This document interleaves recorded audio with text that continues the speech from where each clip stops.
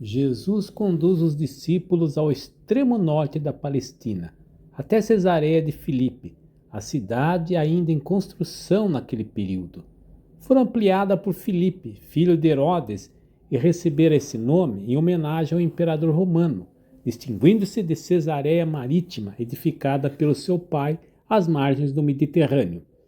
A região era conhecida por abrigar uma das principais nascentes do Rio Jordão e também uma enorme gruta dedicada ao deus Pan.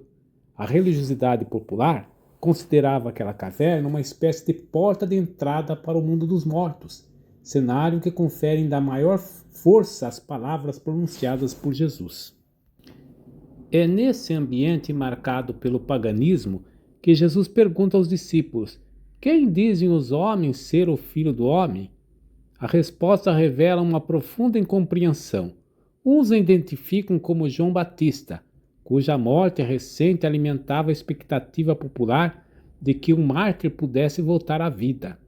Outros pensam em Elias, o profeta arrebatado ao céu e esperado antes da chegada do Messias.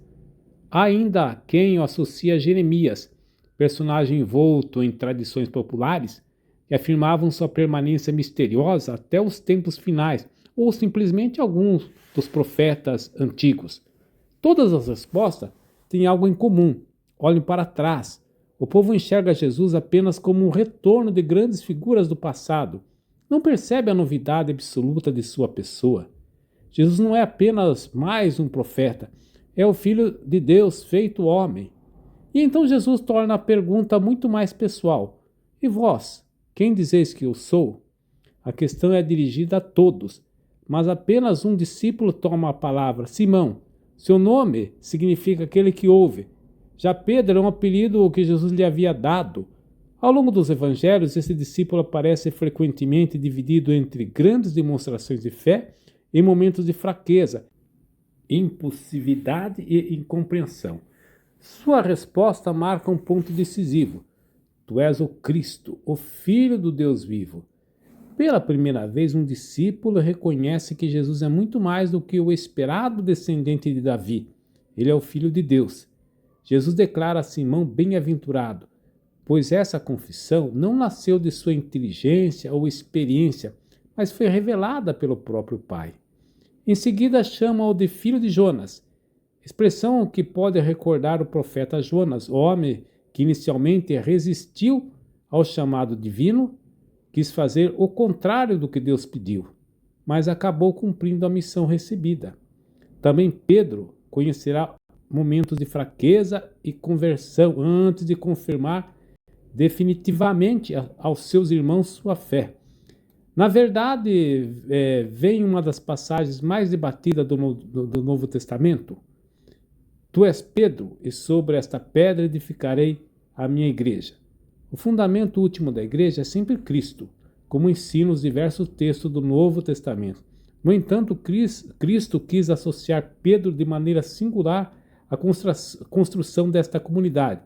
Ele não substituiu Cristo como fundamento, mas recebe uma missão única dentro da estrutura da igreja. É preciso aqui reconhecer que no grego, o feminino pedra ou Pedro tem sentidos diferentes.